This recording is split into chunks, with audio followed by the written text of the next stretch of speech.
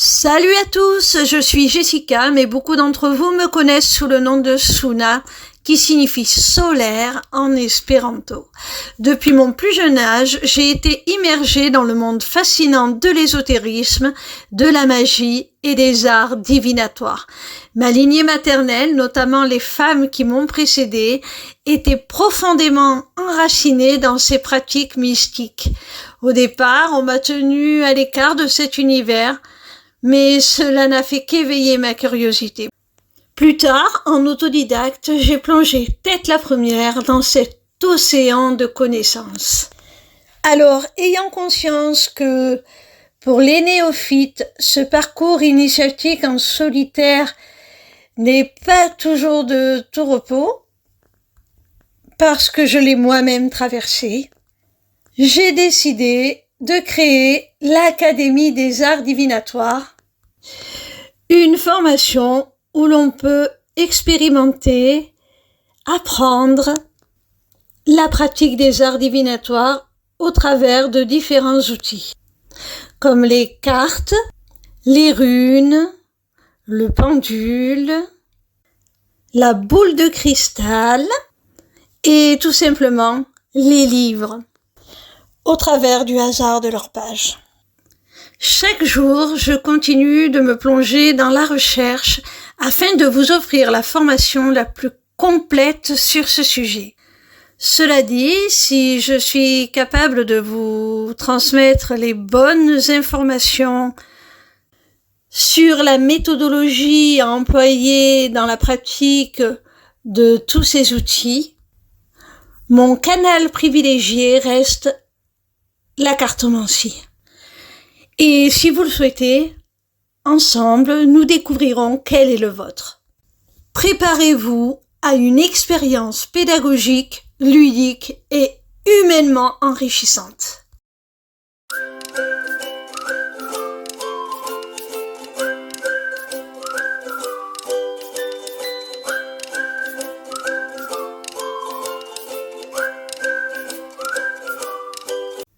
Bienvenue à tous sur cette nouvelle vidéo.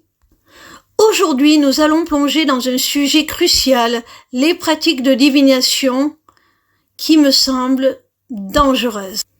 Il est essentiel de faire de la prévention, d'informer sur ces pratiques afin que ceux qui décideraient de s'y essayer puissent le faire en toute connaissance de cause. Dans cette vidéo, je vais donc passer en revue 5 pratiques que je vous déconseille fortement. Pour la plupart d'entre elles, elles relèvent plus de la médiumnité et du spiritisme que des arts divinatoires. Pratique numéro 1, la Ouija.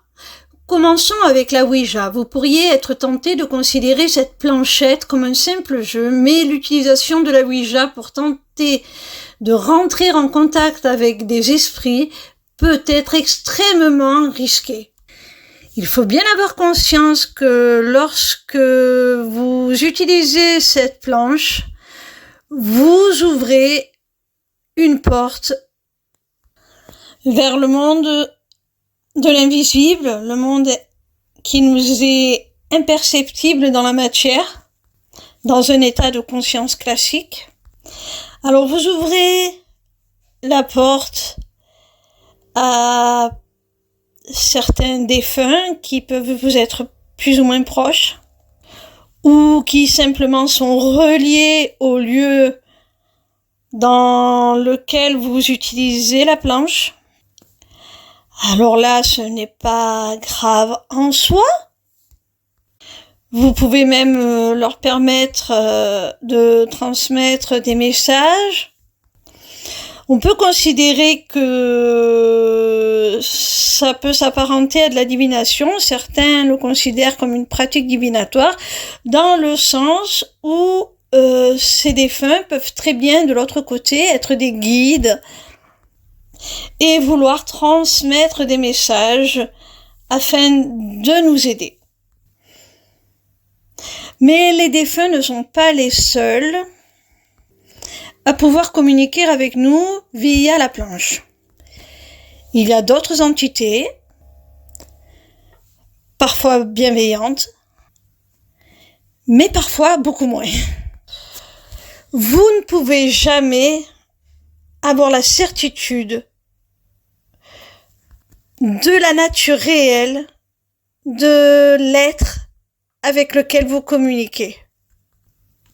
La communication peut être instable, trompeuse, selon votre interlocuteur. Il peut vous manipuler, vous transmettre de fausses informations, se faire passer pour un proche décédé pour vous mettre en confiance. Et bien sûr, vous risquez de subir l'influence de cet interlocuteur qui n'a pas forcément que de bonnes intentions, longtemps après la séance, dans le lieu dans lequel elle a eu lieu. Et même cette influence pourrait poursuivre l'une des personnes ayant participé à la séance. Vous comprendrez donc que ce n'est pas sans risque, qu'il faut être un utilisateur avisé de la planche, savoir se protéger, savoir s'entourer, surtout si on est débutant, de personnes plus expérimentées que nous. Enfin bref, pour ma part, je ne pratiquerai pas la Ouija et je déconseille fortement son utilisation. Après, vous conservez votre libre arbitre si cette pratique vous attire. Maintenant, vous saurez quelles peuvent en être les conséquences. Pratique numéro 2, l'écriture automatique. Continuons avec l'écriture automatique. L'idée de laisser une entité guider votre main pour écrire peut sembler fascinante, mais cette pratique n'est pas sans risque. Les messages obtenus peuvent provenir de sources inconnues et il est difficile de discerner leur véritable nature. Tout comme dans le cadre de la Ouija, vous ne pouvez jamais être certain de l'interlocuteur qui s'adresse à vous et encore moins de ses intentions. On pourrait vous induire en erreur, vous dicter bien sûr de fausses informations qui pourraient avoir des conséquences sur votre santé mentale, votre bien-être émotionnel, vous influencer, vous diriger vers la mauvaise voie. Certains apparentent cela à de la divination parce qu'il est vrai que l'on peut obtenir par ce biais certaines informations auxquelles on n'a pas accès dans la matière, sur notre plan. Mais pour moi, ça s'apparente plus à du spiritisme, comme pour la Ouija, voire à une possession partielle puisque vous cédez quand même l'utilisation d'un de vos membres à une force extérieure, à une conscience extérieure. Vous comprendrez donc où est le risque dans cette histoire et pourquoi j'en déconseille fortement la pratique. Pratique 3, la sortie astrale. La sortie astrale consiste à séparer le corps physique, charnel, de sa conscience. La conscience vagabonde ainsi sur d'autres plans, imperceptibles au corps, imperceptibles à nos 5 sens charnels. Alors, notre conscience peut vagabonder sur différents plans. On peut se cantonner au plan matériel dans lequel nous vivons pour juste aller rendre visite à un proche qui est éloigné, pour avoir des infos sur un endroit.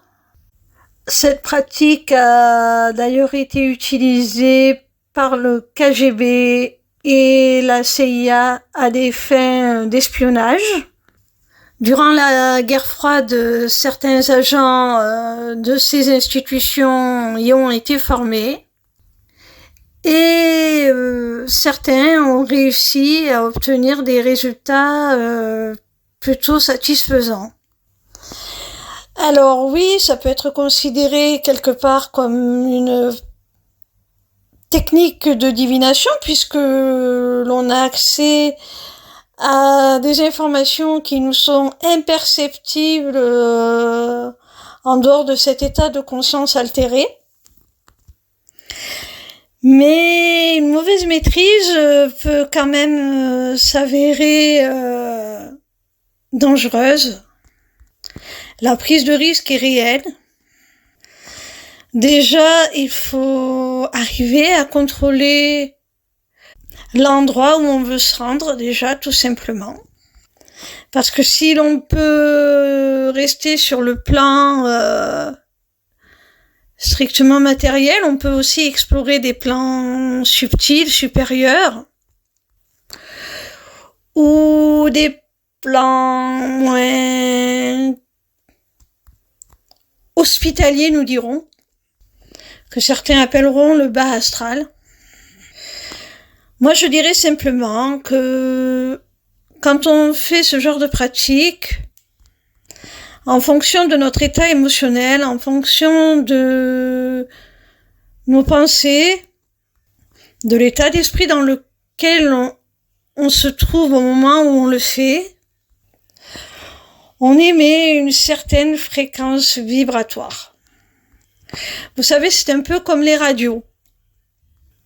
Et en fonction de cette fréquence, vous allez pouvoir accéder à tel ou tel plan, plus ou moins sympathique. Et vous allez faire aussi des rencontres plus ou moins sympathiques aussi. Tout comme lorsqu'on se promène dans les rues, au milieu de nos congénères, on peut très bien se faire agresser. Eh bien là, c'est pareil. Je ne dis pas qu'il faut être parano et avoir peur de tout, mais il faut avoir conscience que vous pouvez très bien, au cours de votre exploration, subir une agression et la ressentir, en avoir des séquelles dans votre corps. Ce n'est donc pas anodin.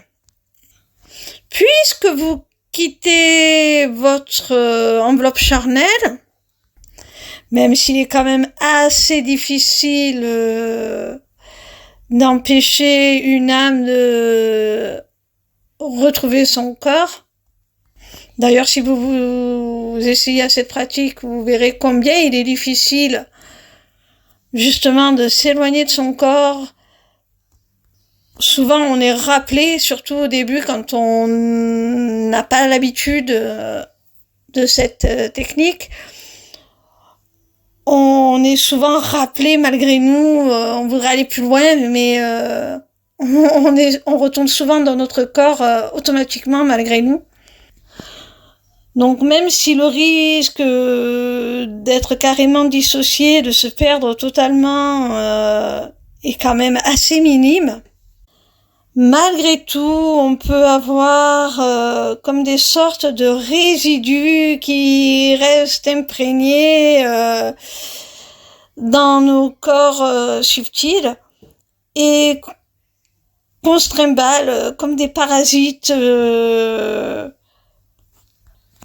et qui peuvent induire de la fatigue, qui peuvent induire de la confusion, qui peuvent induire une sensation de perte de contrôle par moment. C'est comme si vous laissiez un petit peu une part de vous de l'autre côté, que vous aviez un pied d'un côté, un pied de l'autre. Vous pouvez vous sentir un petit peu à côté de vos baskets parce que vous êtes bien dans votre corps, mais vos corps subtils ne sont pas vraiment totalement à leur place. Alors bien entendu, il y a des méthodes à apprendre pour se protéger avant une sortie astrale, pour réintégrer son corps au mieux, ce qui vous permettra d'utiliser cette pratique avec plus de sécurité, mais le risque zéro n'existe pas. Surtout dans le domaine de l'ésotérisme, le risque zéro n'existe pas. Alors surtout, restez toujours prudent. Vous ne pouvez pas maîtriser, surtout les premières fois, là où vous allez vous rendre, les rencontres que vous allez faire. Il y a beaucoup de paramètres qui rentrent en jeu dans cette technique. Et tout ça est à prendre en considération avant de s'y essayer. Malgré tout, comme je l'ai dit précédemment, on peut tout de même, par certains côtés, la considérer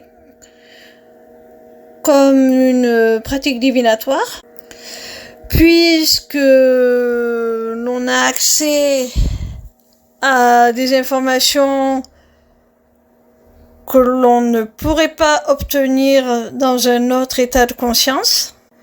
Par exemple, certains disent avoir eu accès à ce qu'on appelle les annales akashiques sur l'autre plan. C'est une sorte de bibliothèque où est référencée toute l'histoire de notre monde, de notre planète et de chaque individu. Donc on peut avoir accès à des éléments de notre passé et même de notre futur. Et on peut même modifier certaines choses. Mais tous ceux qui pratiqueront le voyage astral n'auront pas forcément la maîtrise nécessaire pour y avoir accès. C'est déjà assez difficile de maîtriser une sortie consciente de son corps. Mais alors imaginez en plus de contrôler là où on veut aller et de s'y prendre de la bonne manière pour qu'on nous y donne accès, c'est pas gagné d'avance, du tout. Maintenant, vous êtes au courant des risques. C'est à vous de voir si vous tentez l'expérience en votre âme et conscience. Pratique 4, le channeling. Passons au channeling. L'idée de permettre à une entité de s'exprimer à travers vous peut sembler intrigante, mais cette pratique est loin d'être sans danger. On peut avoir l'impression d'être une sorte d'élu choisi pour être l'hôte d'un message, pour devenir la voix d'une entité supérieure au sein du commun des mortels. Ça peut sembler flatteur, mais comme pour les pratiques citées précédemment, on ne peut, encore une fois je le répète, avoir aucune certitude sur la véracité des informations transmises, sur la nature de l'interlocuteur, sur ses intentions. Ce qui peut se présenter à vous avec, a priori, un message bienveillant, peut cacher en définitive toute autre chose.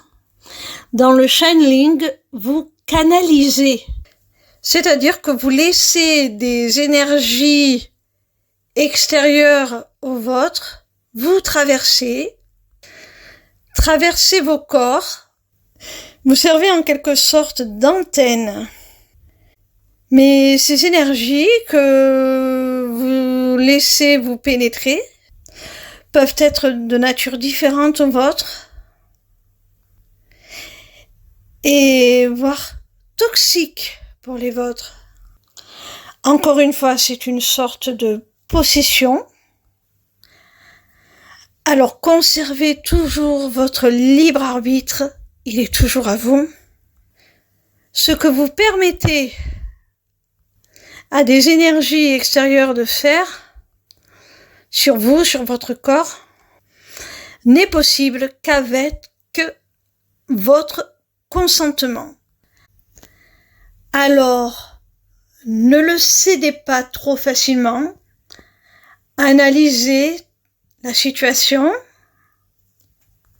analysez la balance bénéfice-risque avant de vous lancer dans de telles entreprises. Vous pourriez vous traîner dans votre aura, on va dire, dans votre environnement, des énergies qui ne sont pas les vôtres, qui sont parasites, qui sont énergivores, voire malveillantes. Encore une fois, certains assimilent cela à une pratique divinatoire parce qu'effectivement, on reçoit des informations d'un autre plan. Et certains messages, effectivement, peuvent être bienveillants, peuvent vous sembler provenir de consciences plus élevées, plus éveillées que la vôtre. Les messages transmis peuvent vous sembler utiles. Et ça peut l'être. Toutes les informations reçues par ce biais-là ne sont pas forcément négatives. Mais il faut tout de même rester prudent, faire preuve de discernement et ne pas se laisser trop happer, on va dire, par le chant des sirènes. Pratique numéro 5, l'invocation.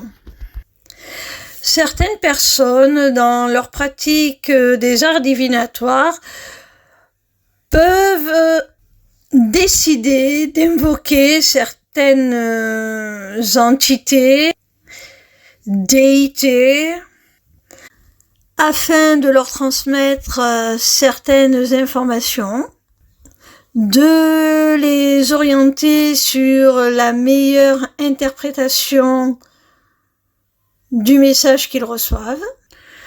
Je pense notamment à ceux qui travaillent beaucoup avec les anges. En fait, ça peut varier selon les croyances de la personne.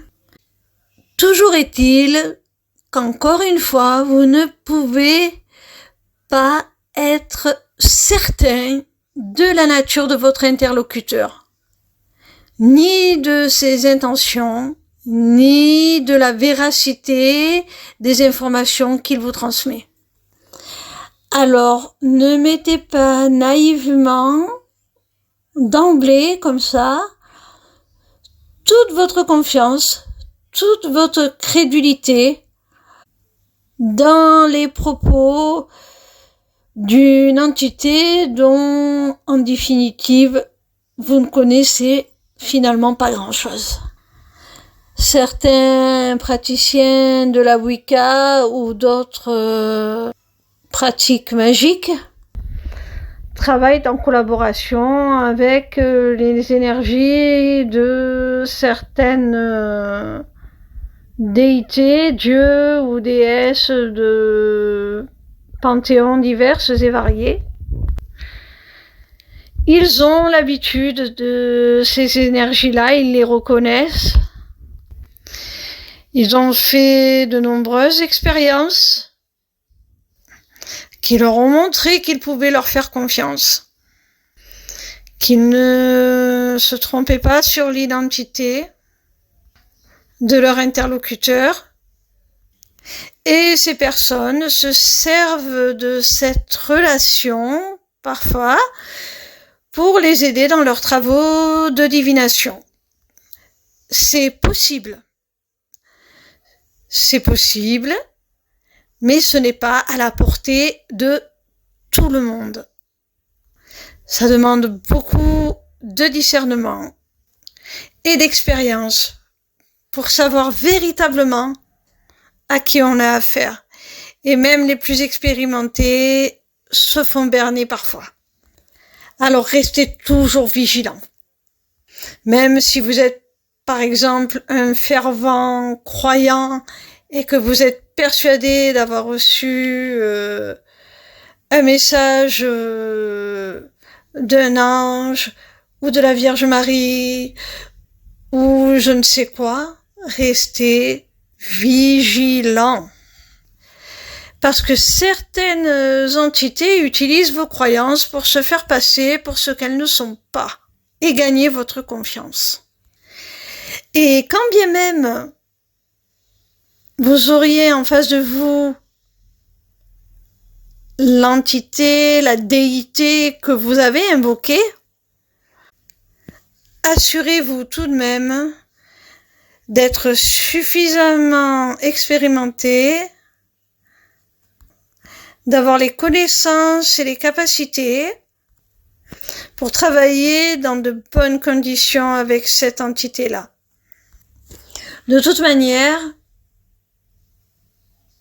les personnes qui travaillent de cette manière en relation avec des êtres d'un autre plan, on dira, vous diront que ce sont ces êtres-là, que c'est cette entité-là qui les a choisis et pas l'inverse. Alors, en voulant forcer les choses, en invoquant, vous pouvez très bien attirer à vous un être dont vous ne vouliez absolument pas, dont vous ne désiriez absolument pas la présence. Alors, ayez conscience de ça et restez vigilants, surtout, restez vigilants.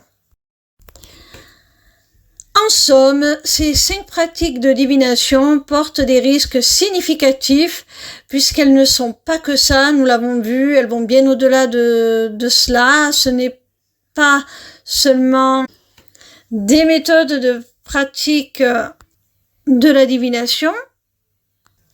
Elles peuvent s'apparenter à du spiritisme, à de la possession, même si elle reste partielle. En tout cas, à de la médiumnité, plus qu'à la pratique d'un art divinatoire. Nous aurons l'occasion, au cours de mes différentes vidéos, de voir la différence entre un praticien des arts divinatoires, un cartomancien et un médium. Vous pouvez très bien pratiquer les arts divinatoires sans être médium et vice-versa, être médium et ne pas du tout avoir de capacité pour la divination, la voyance. Et juste être en mesure de correspondre avec des entités d'un autre plan. Bien entendu, il y a des personnes qui combinent ces 2 facultés. Mais il faut bien faire la part des choses entre les deux, c'est totalement différent. Je vous déconseille donc les 5 pratiques évoquées dans cette vidéo parce qu'elles comportent des risques significatifs.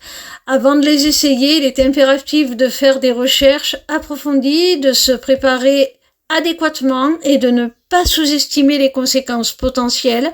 La sécurité et le bien-être doivent toujours primer dans vos explorations spirituelles.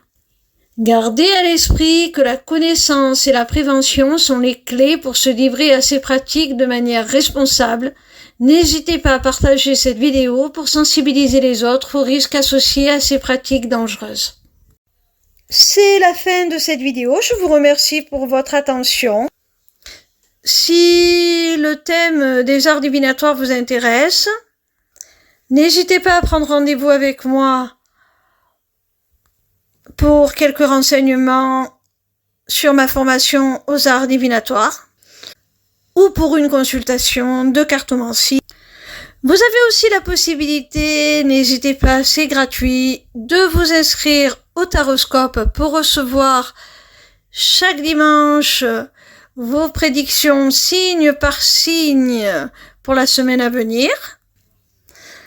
En attendant, je vous embrasse et je vous dis à la semaine prochaine pour de nouvelles missives célestes, car l'univers a toujours un message pour vous. Si cette vidéo vous a plu et que vous souhaitez plus de contenu de ce genre, je vous invite à la commenter, à la liker, à la partager et à vous inscrire à ma chaîne bien évidemment.